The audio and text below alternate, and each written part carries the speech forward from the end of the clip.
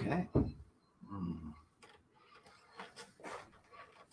Well, good morning, those of you who are with us thus far. Shabbat Shalom. I'm Steve. Welcome, welcome. We'll start with a song like we usually like to do. We'll start with a nigun. And as you may like to do, you can sing along and nobody will know except you and maybe other family members or pets, and it's all good. And if you want to sing a different nigun from the one I'm singing, we won't know. The words, I believe, are the same. So here you go. Shabbat Shalom, everyone.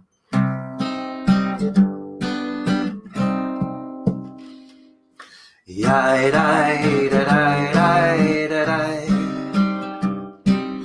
Yai dai da dai dai da dai. Yai dai da dai da dai dai da dai dai. Yai dai da dai dai da dai. Yai dai da dai dai da dai. Yai dai da dai dai da dai. Yai dai da dai da dai dai da dai dai. Yai dai da dai dai da dai. Yai dai dai dai. Yai dai da dai. Dai dai. Yai dai da dai. Dai dai. Yai dai da dai. Yai dai da dai. Yai dai da dai dai da dai. Yai dai da dai dai da dai. Yai dai da dai da dai dai da dai dai. Yai dai da dai dai da dai. Yai dai dai dai. Yai dai da dai dai dai. Yai dai da dai dai dai. Yai dai da dai. Yai dai da dai. Yai dai da dai dai da dai. Yai dai da dai dai da dai. Yai dai da dai dai da dai da dai dai. Yai dai da dai dai da dai. Yai dai dai dai. Yai dai da dai dai dai. Yai dai da dai dai dai. Yai dai da dai. Yai dai da dai. Yai dai da dai dai da dai. Yai dai da dai dai da dai. Yai dai da dai dai da dai dai da dai dai. Yai dai dai dai da dai. Shabbat Shalom. Good morning. Good morning, Rabbi Ted.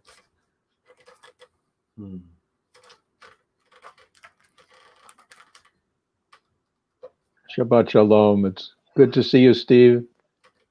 Oh, you too. Now, I noticed you told people that they could sing along and they could sing any particular nigun they wanted because we can't hear them. So now's the time for us to let them know that actually we can hear them and we see. Yeah, except it's not so.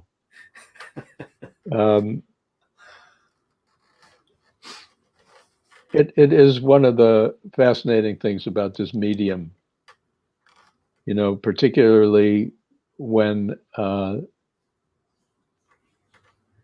you know, when an event like this is streamed. So we see the two of us, which I guess is what everybody else is seeing. But we have no idea who's there, whether they're online listening, whether they're online not listening, whether they're going about their morning, whether they're preparing lunch, you know, just all kinds of interesting possibilities. It's not like gathering where everybody is sitting together, I guess, kind of captive for an hour and a half. And the strange thing is that in this kind of freedom, I guess, there is a capacity for connection. And that too is extraordinarily real. So I invite everyone who is with us, anyone who's watching, either in this moment or in whatever moment of your watching. You might imagine that there's something here that transcends space and time. There's a dimension of connection that is so real and so sure, that is so universal, that it can be celebrated beyond the ordinary strictures, confines of any time and any place. So welcome. This is the first spiritual Shabbat of 2021. Many of us have been looking forward to 2020 concluding, perhaps imagining at least some months ago that 2021 would open to vistas of greater calmness, greater predictability, greater clarity. And here we are. The first spiritual Shabbat of 2021, and we are so in need of Shabbat.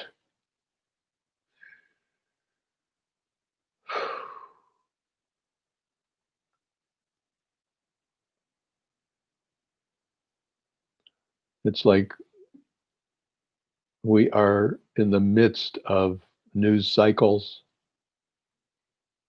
that just keep letting us know that much of what's wrong gets more wrong. Much of the anxiety gets amplified. Much of the fear gets supported.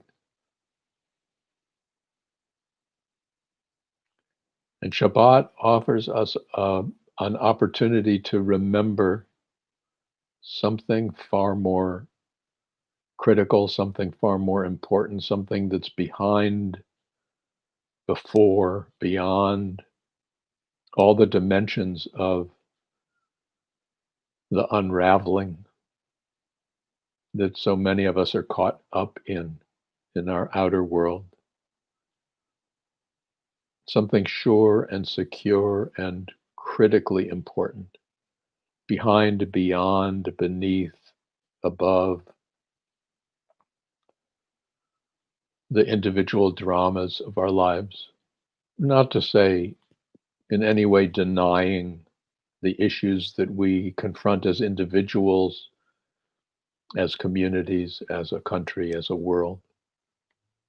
But at the same time, to know that there's something incredibly greater that is always present. And it is in that presence that the real effective healing responses to the dramas in our lives, to the dramas in our world, to the dramas in our country can be healed.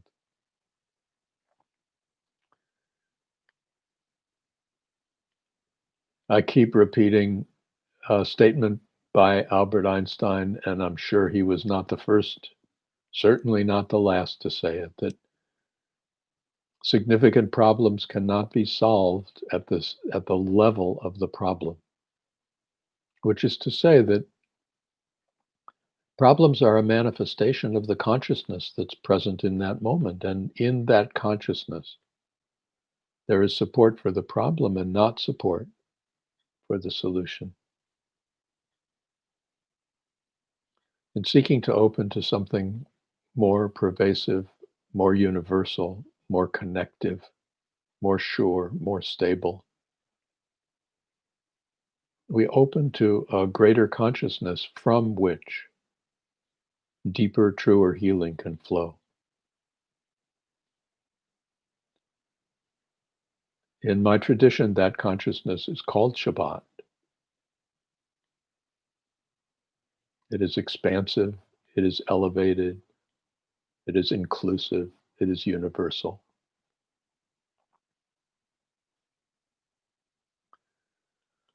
And it is an energy, a reality, a presence into which we are invited at this moment, and in fact, in every moment.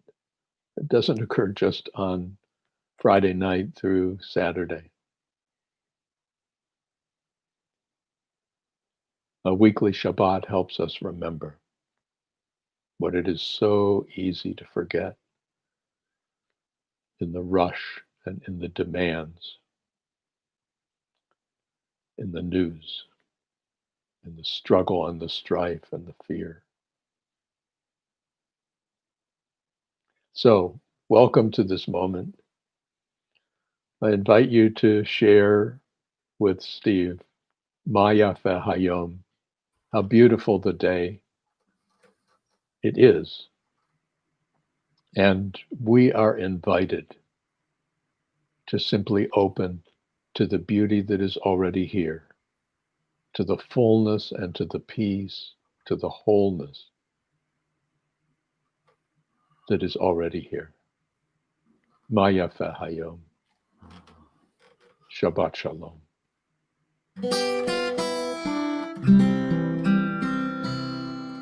Ma Yafe Hayom, Shabbat Shalom. Ma Yafe Hayom, Shabbat Shalom. Shabbat, Shabbat Shalom.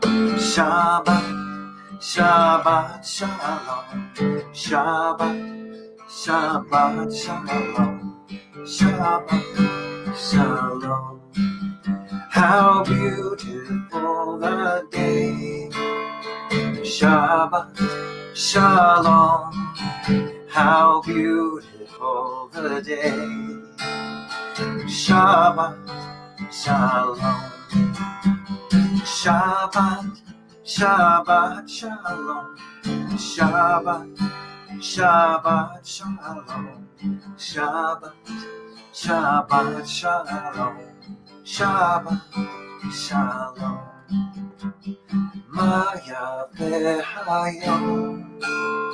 Shabbat Shalom. Ma Yafe Hayom. Shabbat Shalom. Shabbat, Shabbat Shalom. Shabbat, Shabbat Shalom. Shabbat, Shabbat Shalom. Shabbat Shalom. How beautiful the day. Shabbat Shalom. How beautiful the day. Shabbat Shalom. Shabbat, Shabbat Shalom. Shabbat, Shabbat Shalom. Shabbat, Shabbat Shalom. Shabbat Shalom. Ma Yafe Hayom.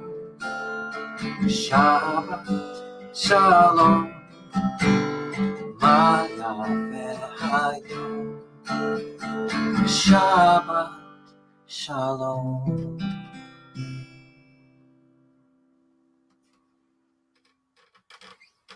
Thank you, Steve. You bet, thank you. And thank you to everyone who, in this moment, whenever and wherever this moment is for you, thank you to everyone who just allows yourselves to open to this space of Shabbat. just allows yourself to open to a space of wholeness that is always waiting to be received. I was thinking about this first Shabbat of this first spiritual Shabbat program of 2021 and thinking, I'd want to begin the year with something important. As you know, most of the things I share are not very important, so I wanted to make it a little different. Gratefully, Steve smiles when I say something like that. And I appreciate it. And I tend to kind of pay attention to what's happening in the cycle of the Torah. The Torah is the first 5 books of the Hebrew Bible that are still handwritten on the scrolls. And there is a portion of the Torah that's assigned to every week of the year, and we read through the entire Torah every year. It's a spiritual literature, which means that it flows through spiritual beings. We are the spiritual beings through whom the words of Torah flow. And just as spiritual beings have unlimited levels of transcendence, so too the words. And the words sometimes are understood in very narrow senses, and sometimes are understood in more expansive ways. There are infinite dimensions in the words. And so they've been commented on, they've been spoken about, they've been enhanced with story for thousands of years.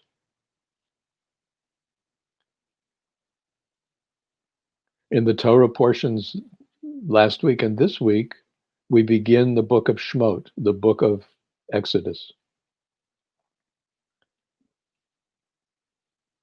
And the story that calls to me in the book of Exodus is the story of Moses at the burning bush and the revelation of the name of God. It really brings me to wonder about promotion. It's like when I'm about to do this program, or when announcing other programs, try to write some kind of copy that will attract, stimulate interest, pique curiosity, encourage attendance, and increase the company that I get to share.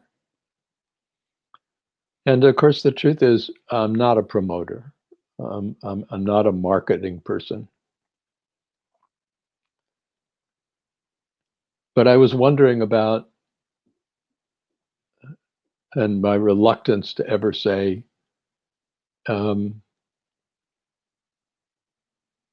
this week I'm going to talk about the very most important thing in all of reality. This week I'm going to talk about the secret. Now, I mean the real secret, not the book, The Secret, not the program, The Secret, not some version of the law of attraction. No, this time, this is it. Anybody wants to know the deepest reality? I'm going to reveal it today. Now, the truth is, I would kind of be reluctant to ever say something like that. It just sounds like the hype that I read time and time again in the incredibly long promotional emails that I receive from other teachers, from other schools, each one promising the more that we are in one way or another wishing we had.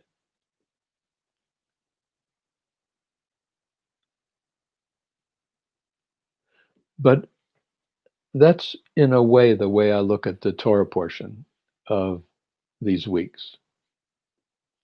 It feels to me as if there was a choice of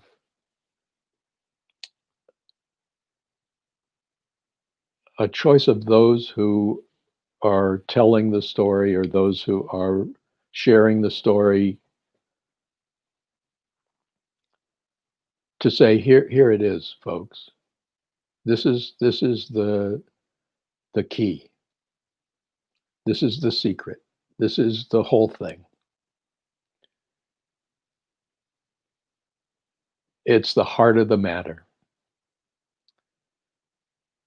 And it's clear and it's easy and it's sure and it's the most difficult thing to remember. It is a total paradox. So the best way that we can share it with you is through story. Because if we just try to say it there's no way of landing. So we're going to tell you the story. And we're going to tell you a story of a people who are enslaved. Hebrew people, they were called the people of Israel, where Israel was not a country or certainly not a religion, but a tribal affiliation, because they are descendants of Jacob, whose spiritual name became Israel.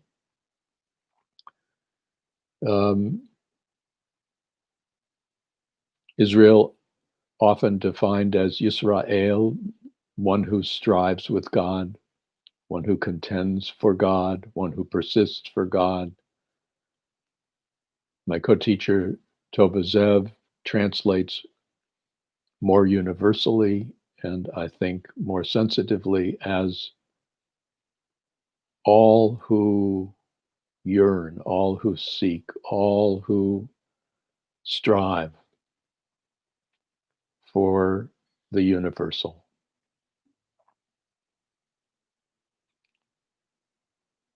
So the story is told of a people who have forgotten who they are, and they are enslaved.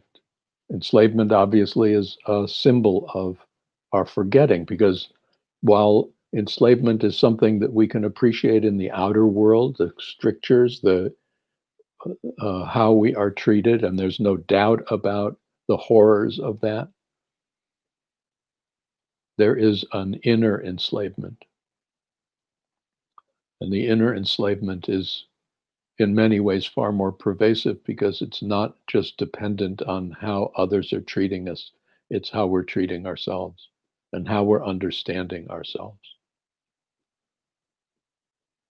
So in this story, a community, the Hebrew people, children of Israel, in Egypt, Mitzrayim. Mitzrayim is the Hebrew word for Egypt, but it means Mitzarim, a place of stuckness, a place of narrowness. So it's greater than a geographical location. It's a location in consciousness. It's a location of identity. And Moses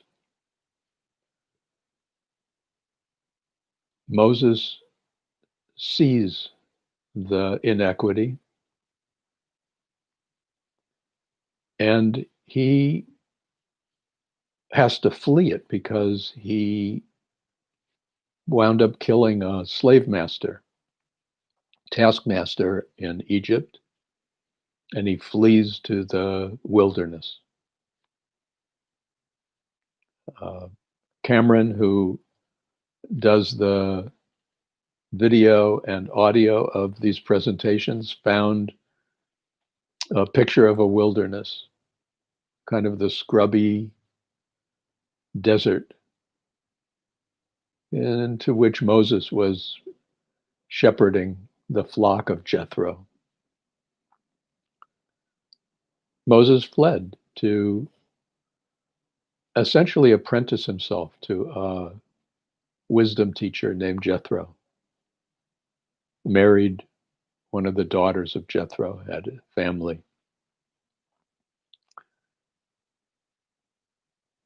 And Jethro sends Moses out alone with the flock.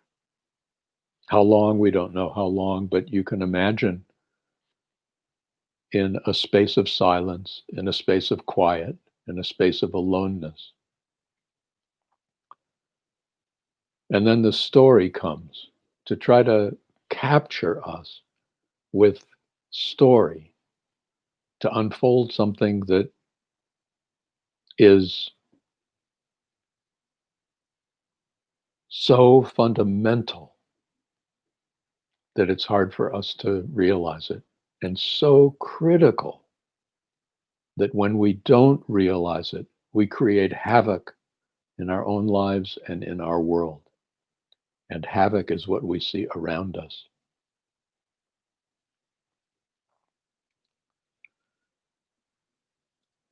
Moses is shepherding, Moses is in silence, and all of a sudden he sees an illumination. It gets defined as a burning bush, but I'm convinced it was far more than any bush that was burning. I see it as an illumination that split the visual field. So it was an illumination that might have seemed coming out of the bush, but it just threatened the entire field of reality. It's as if there was a split and there was a radiance that shone through, rendering it simply as a flaming bush is not enough for what that had to be.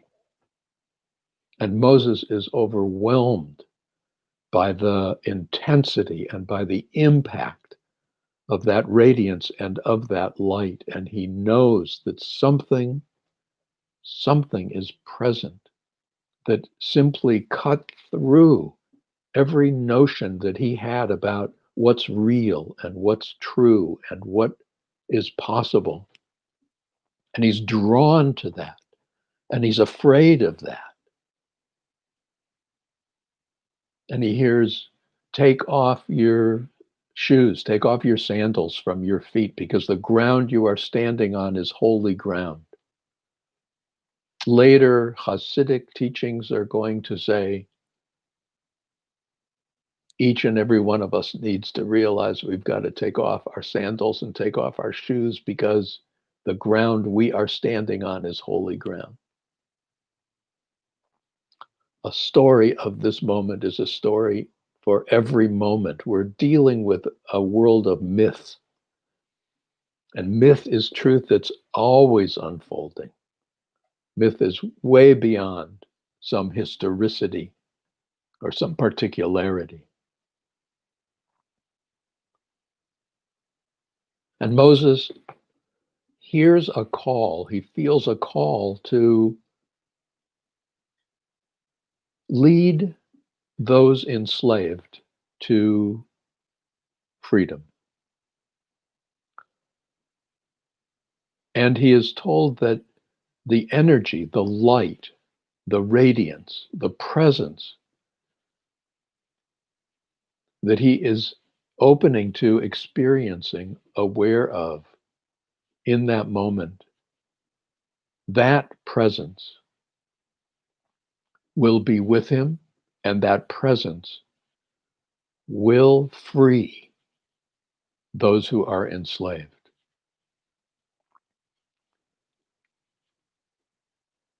Now, what does Moses do with this? He says,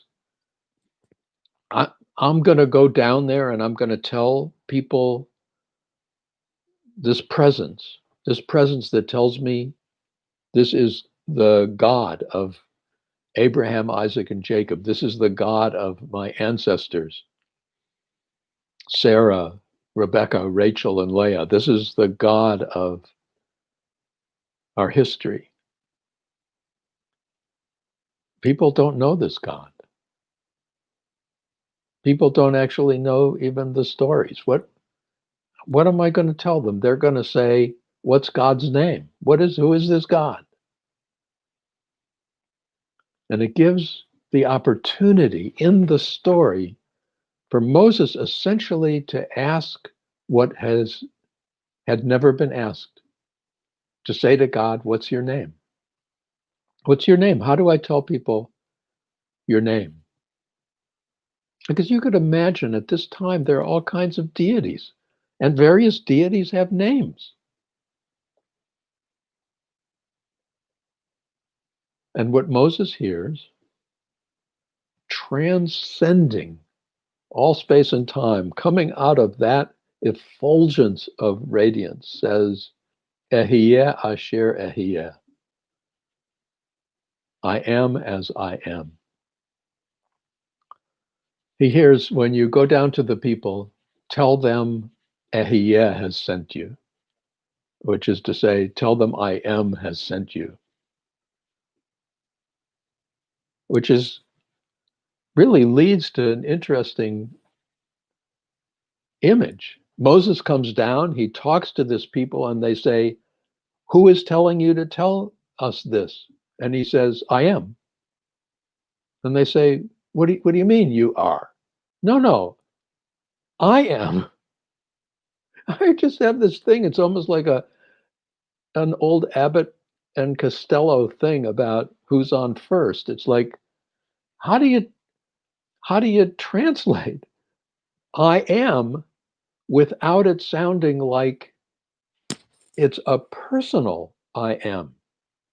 The I am that awakened in that moment for Moses, the I am that a story was attempting to convey, the I am which would fulfill, this is really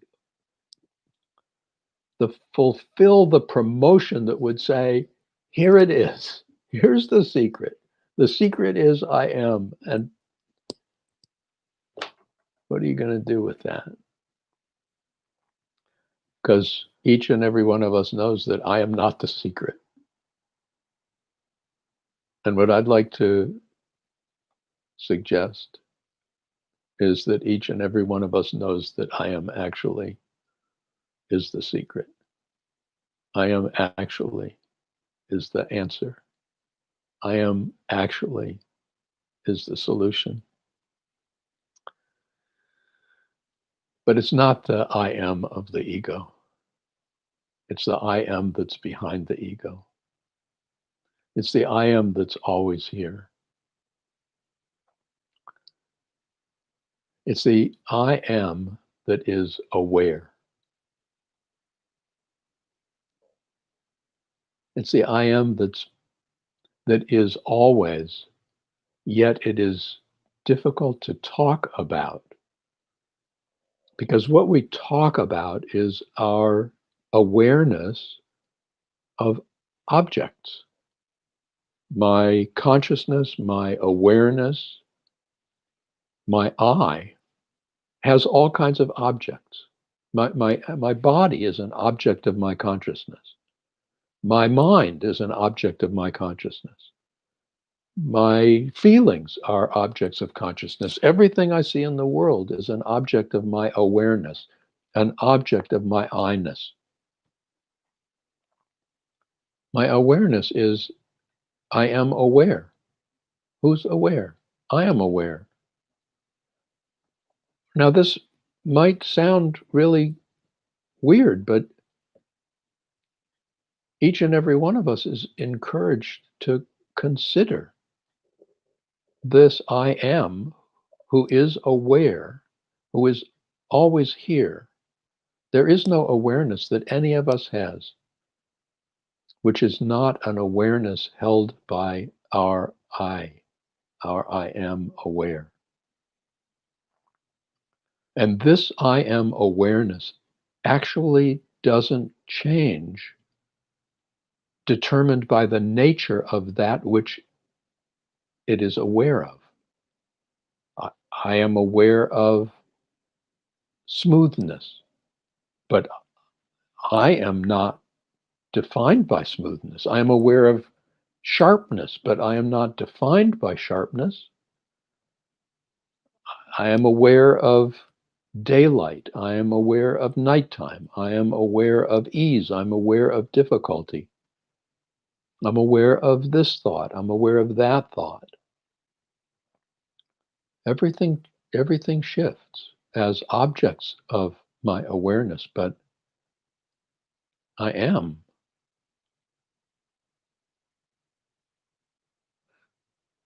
The essential awareness within each and every one of us is not an object of awareness, it's the subject of all awareness.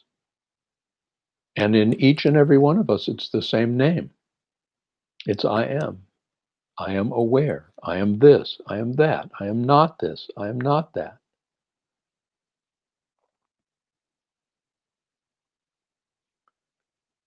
Moses is standing in the presence of the unfolding of the essential nature of the presence, the wholeness that we are.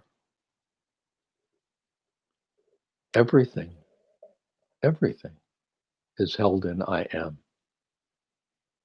And that I am, I know this, for the ego mind, this sounds a little weird, maybe a lot weird, but the I am in me and the I am in you is the same I am. Because the I am is before Ted. The I am in you is before Steve. The I am in you is before whatever the name your individual being identifies as.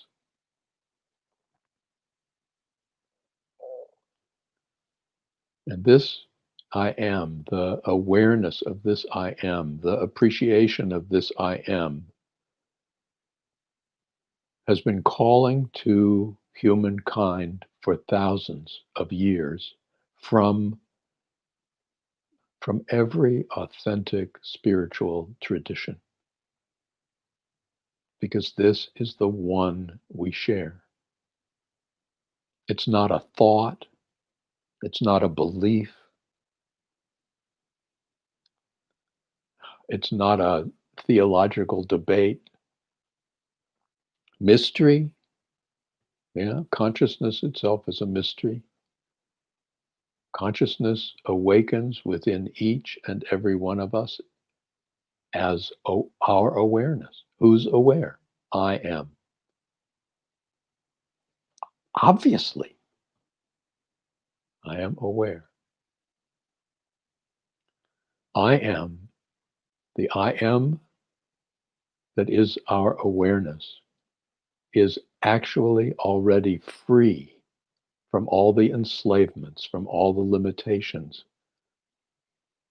that our separate self, that our mind, that our situation seems to demonstrate, validate, and prove for us. I just see Torah saying, look, here it is. Journey with us into that wilderness. Journey with us into that silence and stand with us.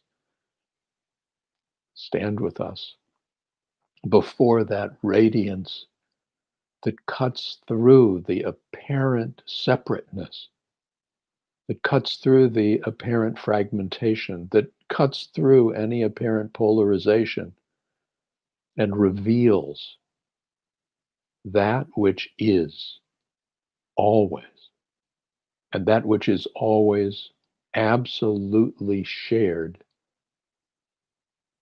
that presence. I don't know, if we were together, I would be looking into your faces to see whether this is landing, how this is landing. I can't do that. So instead, I'm going to invite you into song. And the song is Ehyeh Asher Ehyeh. I am as I am. I am as I am. I want to say something about the Hebrew. The biblical Hebrew Ehyeh is technically the first person singular form of the verb to be, cast in what in modern Hebrew is seen as a future tense. So a lot of times more modern translators translated I will be as I will be, which is how it would be spoken in modern Hebrew.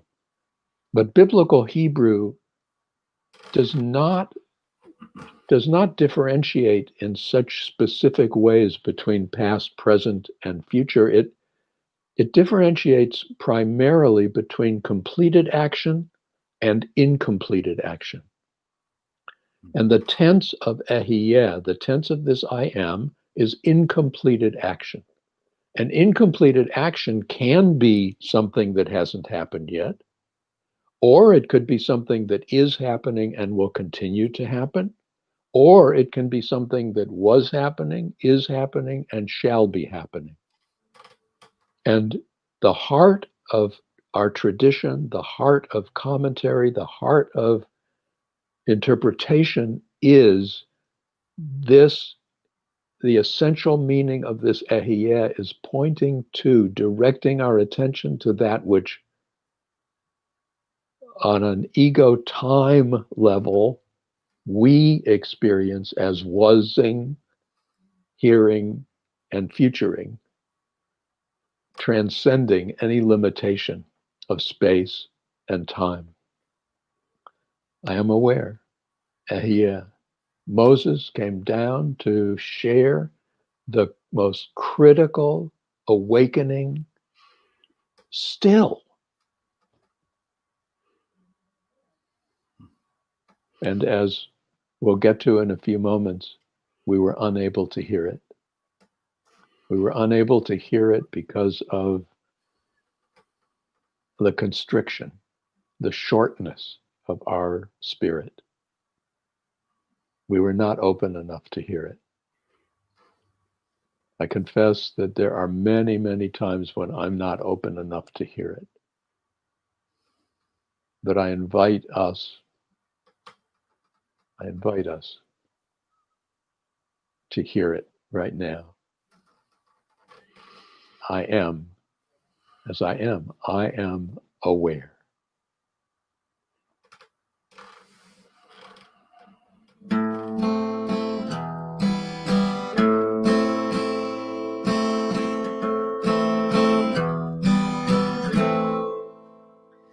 Ehyeh Asher Ehyeh.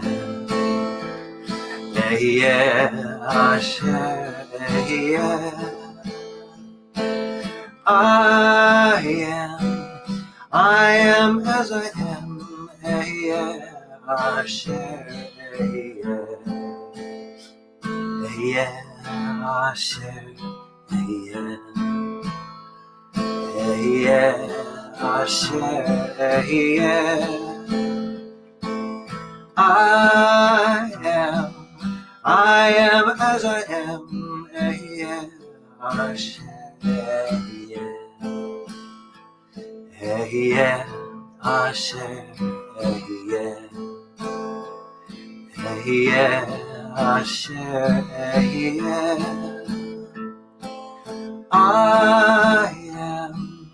I am as I am.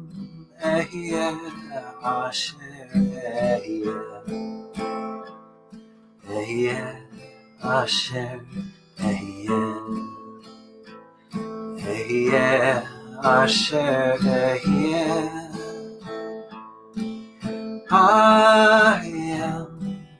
I am as I am. Ehyeh Asher Ehyeh. Ehyeh asher ehyeh. Ehyeh asher ehyeh.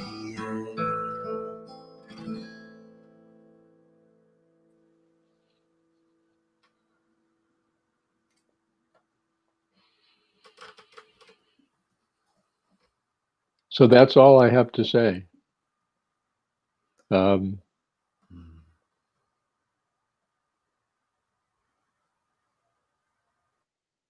except to say that I feel like I'm spending the rest of my life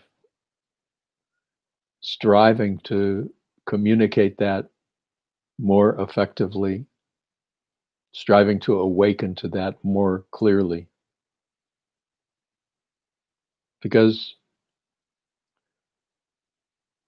that I am, that I am is always the separate self, and our identification with the separate self grabs us with fears of our frailty, our vulnerability, grabs us with fears ultimately of our death. But for the I am, there is no death. It's not like that. Many years ago, during a meditation, I remember the place, the office I was in then was an office in Southern California. It was probably the biggest office I ever had by myself. It was the only one that had its own bathroom, which was at the time I had a sense of somehow coming up in the world. It was before any congregational work. I had dropped out of the active rabbinical circles and had gone back to school for a profession as a psychotherapist. I was, in those days, working with what I understood then to be the spiritual dimension. I confess to a certain amount of embarrassment as I look back and realize how much I didn't understand.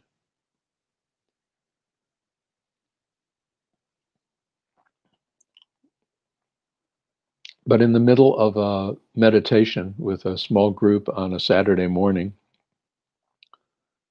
Saturday mornings I focused on a psycho-spiritual approach to the Torah portion of the week. I don't remember what the Torah portion was. I remember a meditation, and it was the only one I've ever had where I heard a voice. Crystal clear. And I heard, I am always here.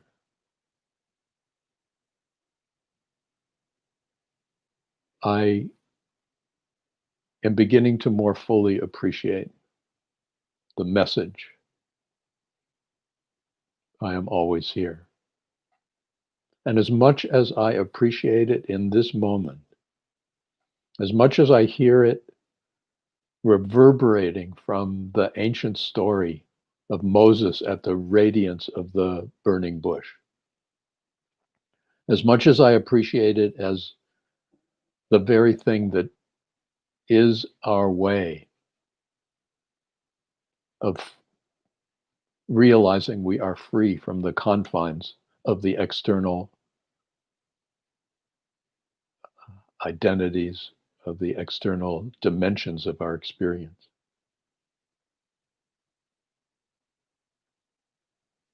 I suspect that it's still opening.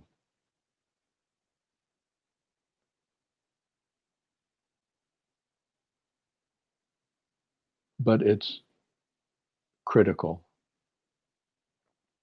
because that I am has never changed. It's the same I am that the story, the ancient biblical story, attempted to convey. It's the same I am that awakens within us at every moment. It's the I am of our awareness behind every object of awareness. It holds, I hold every sensation I have, every feeling I have, every thought I have, every perception I have, every sound I have, every sight I have. All of that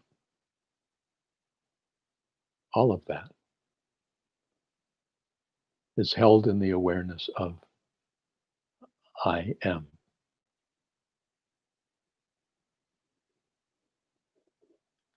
And in that I am is all that actually we seek.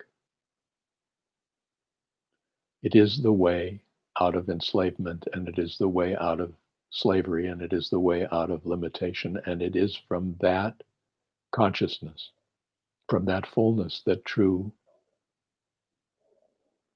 healing always flows. The healing of fear, the healing of anxiety, the healing of polarization, the healing of separation, the healing of suspicion, the healing of not caring.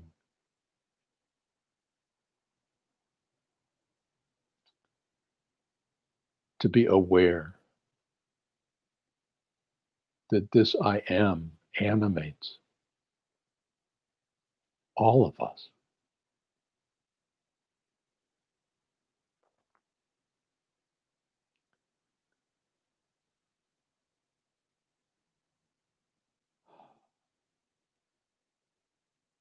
So that actually, the story of the burning bush, the story of that radiance, was actually last week's Torah. This week, the story unfolds a little further with some further naming of God. This is the 6th chapter. God spoke to Moses and said to Moses, I am the eternal. And the word used for eternal, unfortunately translated as Lord, is the 4-letter name of God, the Hebrew Yod He Vav He. It's the same verbal root as Ehyeh. Ehyeh is first person singular, imperfect tense, which is to say the expansive tense of the verb to be. Yod He Vav He is third person. So it would be he or it. Yod He Vav He is, as far as I can tell, best translated as what is. It is unlimited isness.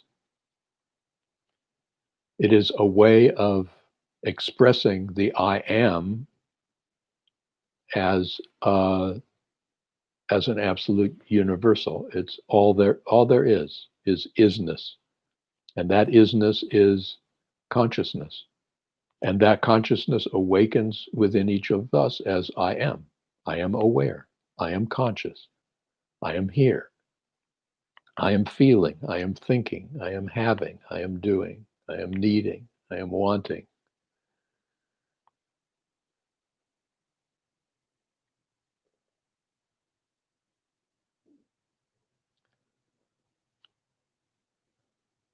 So Moses hears God saying, I appeared to Abraham, to Isaac, and to Jacob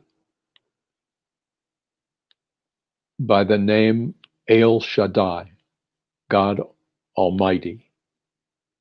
Shaddai is one of the names of God. It's actually the shin of Shaddai is often on the mezuzah, which is the container that holds the cylinder of scroll that contains the words of the Shema, which we will be sharing in a moment, and several other, two other paragraphs of Torah, and is put on the doorposts as either you enter the house or in a traditional house on every room of the house except for the bathroom, to indicate as you enter this house, this is a house of oneness, this is a house of love, this is a house of wholeness, this is a house of Shaddai, God Almighty. So the text says, Abraham, Isaac, and Jacob knew me by the name El Shaddai, but by my name Yud-He-Vav-He, I was not known to them. Which is to say, at this portion in the book of, early in the book of Shemot, in the book of Exodus, there is an evolution of an understanding, of an appreciation of the nature of being, the nature of isness, the nature of God. We are starting to appreciate that God is not an object among other objects in our experience or in our perception. God is not a part. There is no distance. There's no limitation. We don't pronounce the Yud-He-Vav-He because it's bigger than any word, and it reminds us not to pronounce it. So we replace it with another word. The word that's replacing it is Adonai. Adonai means Lord. Yud-He-Vav-He does not mean Lord. Yud-He-Vav-He means eternal existence, isness, being. The name of God is being. The name of God is existence. And the name of God awakening in each one of us is, I am aware. Therefore, the text says, what Moses heard, what we are given, say to the people of Israel, I am the eternal. I am Yud-He-Vav-He. And I will bring you out from under the burdens of your enslavement. And that is it. The awakening to I am is the awakening from the space of our limitation, the space of contraction, the space of constriction. It's not becoming what we are not. It's not getting to somewhere that we're not already. It is allowing ourselves to open to the I am we are. As Steve writes and sings in his song called There Is No Other. Mm.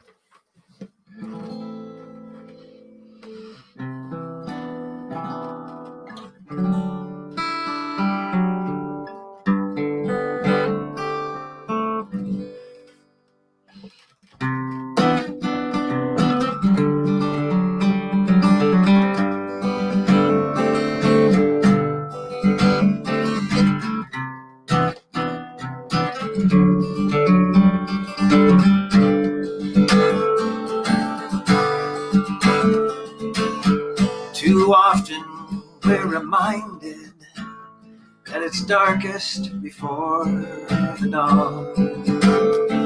Thank God my soul's not blinded, that we're all expressions of the loving one, and that there is no other, just the one. There is no other, only the one. Now I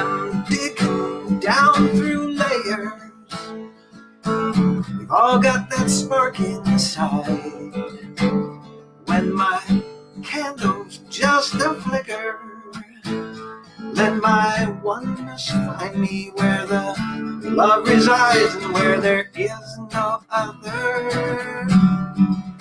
Though we are sisters and brothers, there is no other, only the one.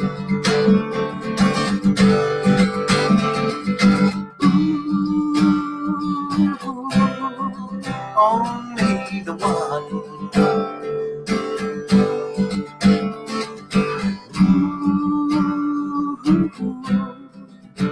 Only the one.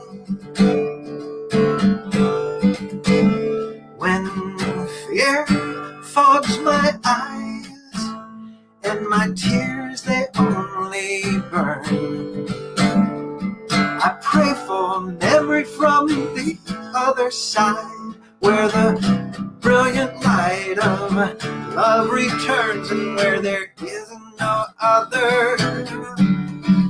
Though we are sisters and brothers, there is no other, just the one. There is no other. We could be fighters or lovers. There is no other, only the one. Because I am, oh I am, let me remember that I am. Because I am, oh I am, only the one. Because I am, oh I am, let me remember that I am. I am, oh I am, only the one. There is no other. There is no other. There is no other. Only the one. Only the one. There is no other. We are the one.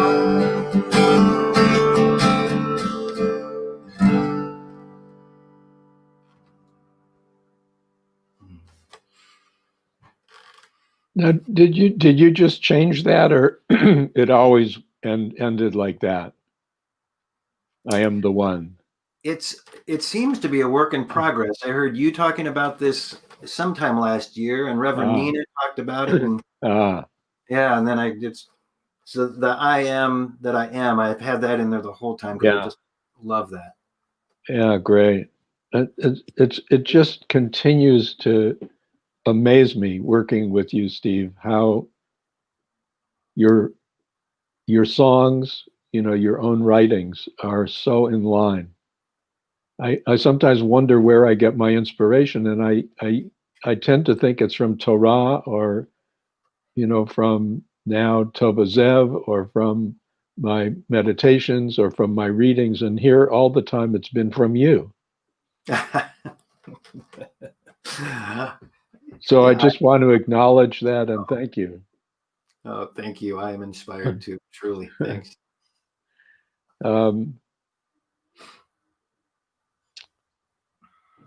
Moses tried to tell us, tried to tell the people who are stuck in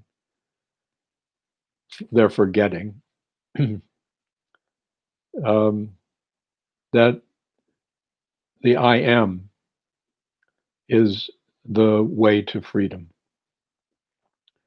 And the text says the people could not hear. V'lo sham'u el Moshe.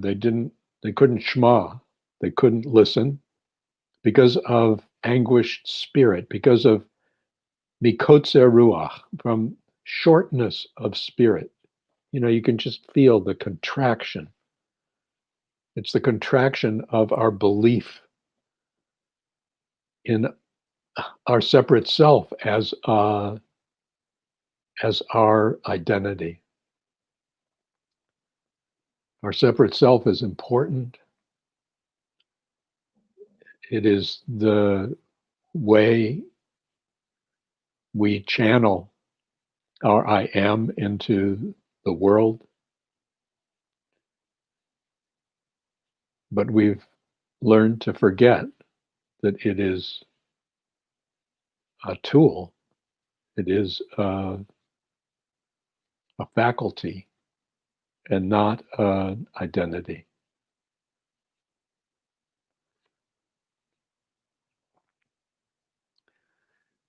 We trek across the wilderness, and although I'm sure I will speak of this many times, I just want to pick up the confirmation of all this that is encapsulated in what get called the Ten Commandments. In Torah, of course, they're not called commandments. They're called devarim, which means utterances, principles, words. They're not commandments because they are essentially descriptions of reality. The first one, at least as it's counted in Jewish tradition, is, I am the eternal your God, who has brought you out of the land of Egypt, out of the house of enslavement. I am is the way out of enslavement. Then, now, future, it is the way. We are the way.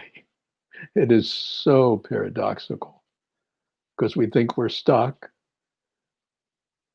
and we forgot. We forgot who we are. We forgot the very nature of the consciousness that awakens within us. I am free of any limitation of any object of my awareness.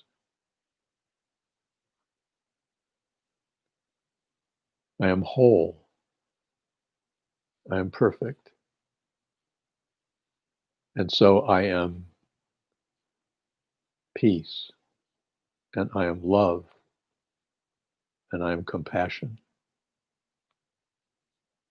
Oh, far beyond love as an object, a feeling. It's bigger. It's the love of absolute connection. It's the compassion of absolute oneness. It's the peace of the realization of the interconnectedness of all being. In that awareness, we are free, and we are safe, and we are secure. The second of the principles says you can have no other God before me. Well, yeah, there's only one I am. You only have one I am. I only have one I am. It's clear. Anything else is an object of that I am. So the posturing, the postulation, the concept of any other God is essentially idolatry. There's only one I am. There, obviously. There's only one being. Isness. Is.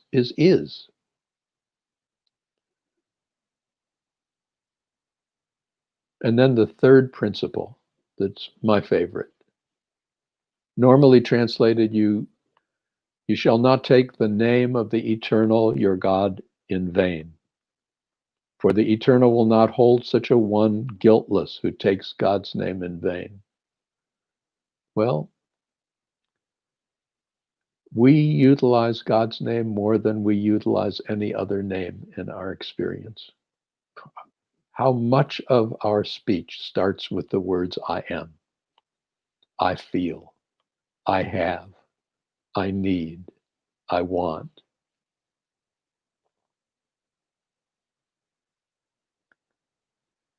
And the consciousness that flows through our awareness, flows through our consciousness, is powerful. There's nothing more powerful. And so the things I believe about myself fervently, fully, tend to be experienced. If I believe I'm in danger, if I believe I'm in trouble, if I believe I'm threatened, if I believe I'm successful, if I believe I'm creative, if I believe I'm boring, if I believe I'm too fat, if I believe I'm too skinny, if I believe I'm too old, if I believe I'm too young,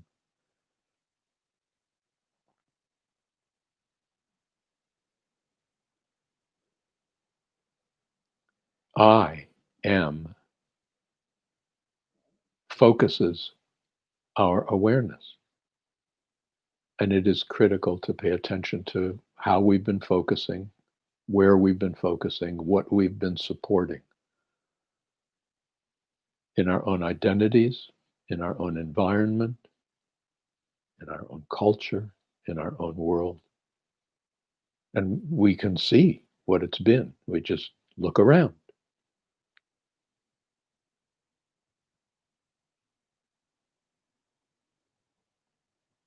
The essential message entering a new year is to pay attention to the absolute freedom of our I am, the absolute freedom of our being, to choose the energy that we want to enter into this world with.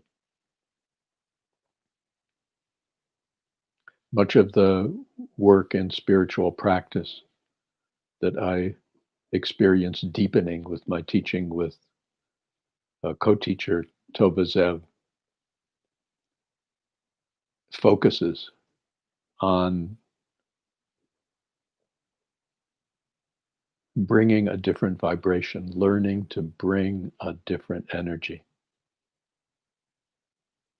learning to choose the direction that our I am flows, rather than having it chosen for us by habit or pattern or culture or history, or it is the way of freedom. And it's the way of Shema. Shema. Listen. Listen with itself the verse containing the two most used names of God in Torah. Shema Yisrael, listen, all you who seek the eternal, all you who seek the meaningful. Yud-He Vav-He is our God, which is to say, the absolute one manifests as the many. There's only one. Adonai Echad. There's only one. Steve will sing this, and we invite you to sing with him. And then we will enter a brief period of meditation. At the end of the meditation, I will recite these words, and Steve will again bring us out of meditation with singing it.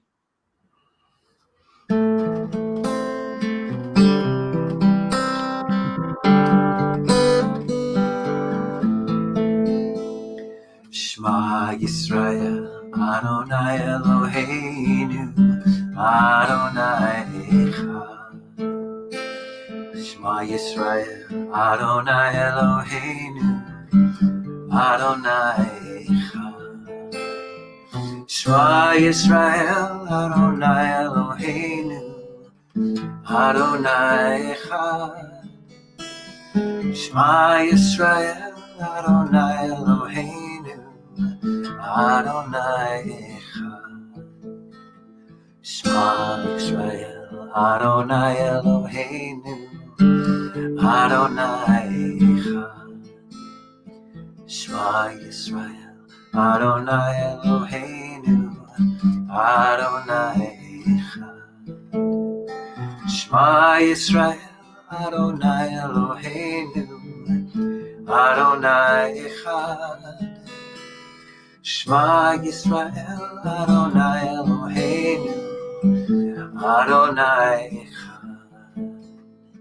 Shema Yisrael, Adonai Eloheinu, Adonai Echad. Shema Yisrael, Adonai Eloheinu, Adonai Echad. Shema Yisrael, Adonai Eloheinu, Adonai Echad. Shema Yisrael, Adonai Eloheinu, Adonai Echad.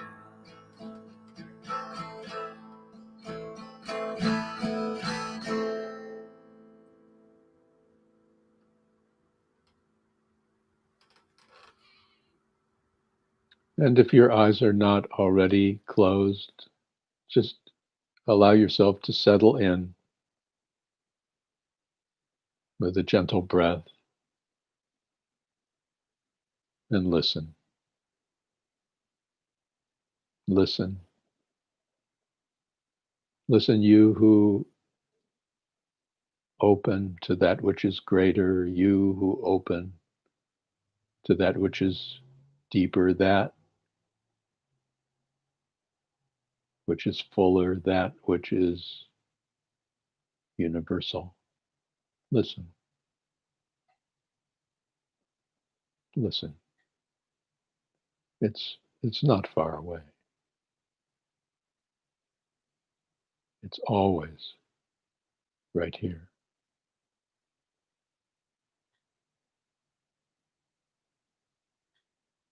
Perhaps realizing in this moment, I am aware of my body. I am aware of my body. My body is an object of my awareness. So I realize that this I who is aware, is not my body. This awareness has this body. I'm aware of my mind. I'm aware of thoughts in my mind.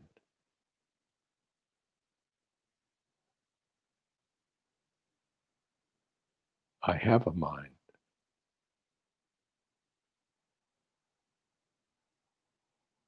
And I am not limited by my mind.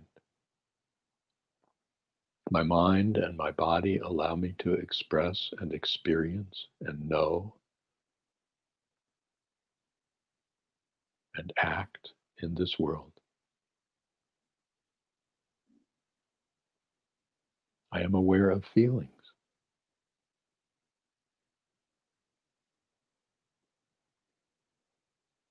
But my awareness is not limited by any feeling.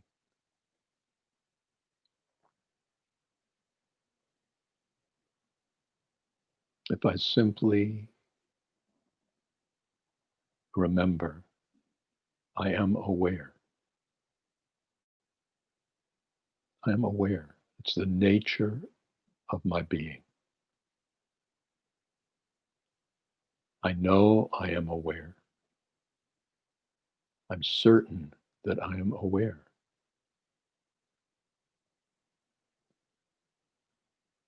Yet my awareness, my I am aware, is not an object of any thought.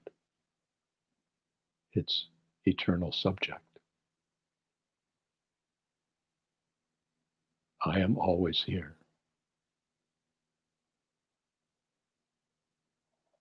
I am as I am.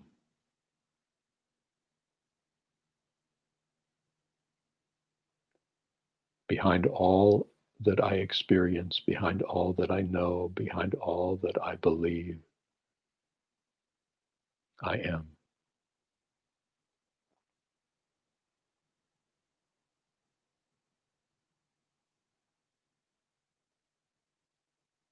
I am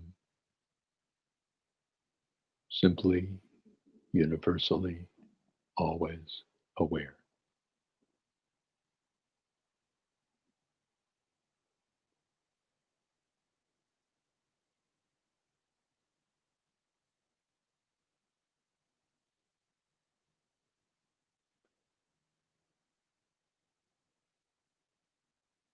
I am the one awakening within me as me.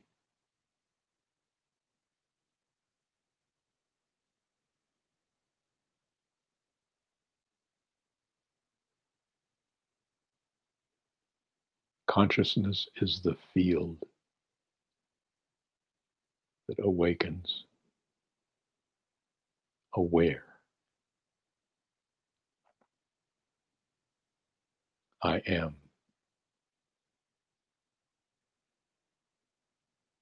as I am.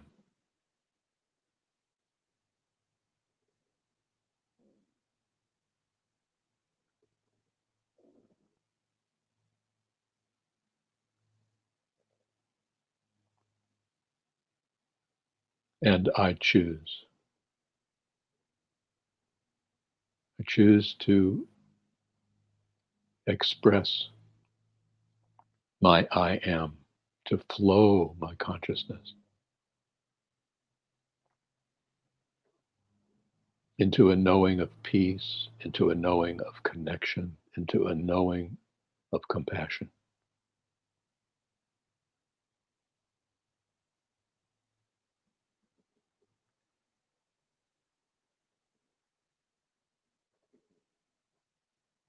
I realize in my awareness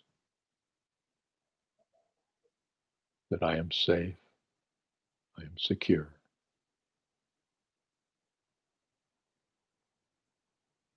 Right now, right here.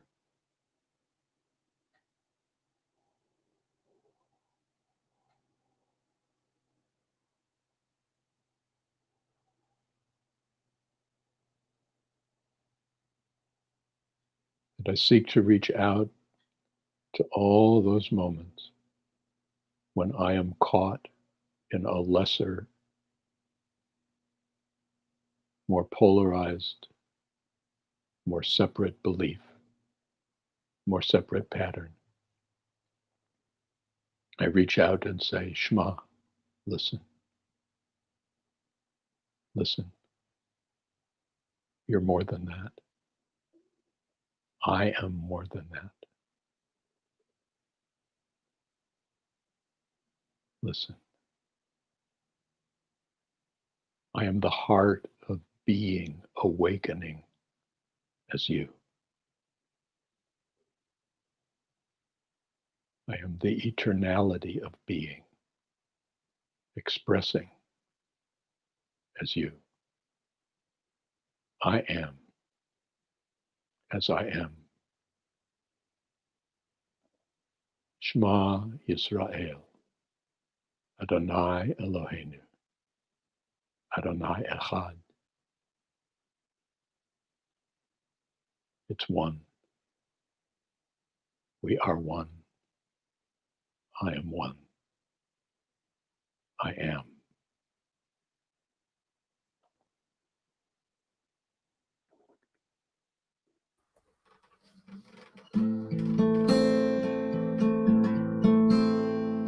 Shema Yisrael, Adonai Eloheinu, Adonai Echad. Shema Yisrael, Adonai Eloheinu, Adonai Echad. Shema Yisrael, Adonai Eloheinu, Adonai Echad. Shema Yisrael, Adonai Eloheinu, Adonai Echad. Shema Yisrael, Adonai Eloheinu, Adonai Echad. Shema Yisrael, Adonai Eloheinu, Adonai Echad. Shema Yisrael, Adonai Eloheinu, Adonai Echad. Shema Yisrael, Adonai Eloheinu, Adonai Echad. Shema Yisrael, Adonai Eloheinu, Adonai Echad.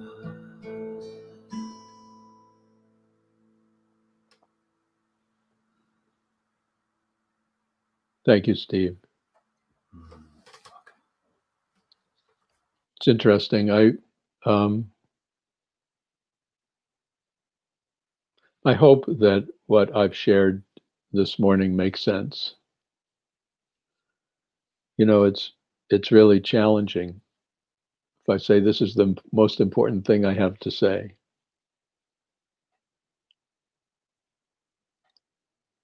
I remember my experience being on the radio some years ago and realizing I had no idea who was listening, anybody out there.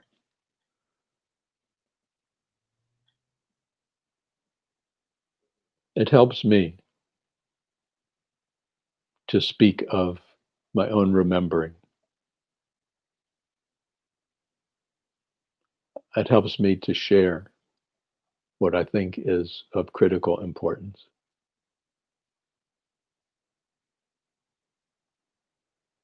I hope that what I've shared lands with meaning and can be helpful in helping you remember who you are. I know that Cameron has put on a donation text. It really helps us if those of you who share this with us can support this project. I guess so that I feel clear about having the church fund it. I appreciate the opportunity to share with you. Steve, I am very appreciative of your support, and I'm very grateful. And for those who have been with us in this first spiritual Saturday of 2021, may the energies of I Am through you express in increasingly loving, hopeful, healing ways in your own lives, and therefore in the lives of our community and in the lives of our world. May we remember that we get to choose the energies with which we walk in our world, because within each and every one of us, I am aware. So thank you, everybody. Steve will lead us out with the Nigun, and from my heart to yours, from my I am to your I am, Shabbat Shalom. A Shabbat of wholeness, a Shabbat of peace, a Shabbat of great possibility. A possibility that sees each and every one of us journeying with each other, with the fullness of our being, supporting each other as we go from strength to strength, from love to love, and from life to life.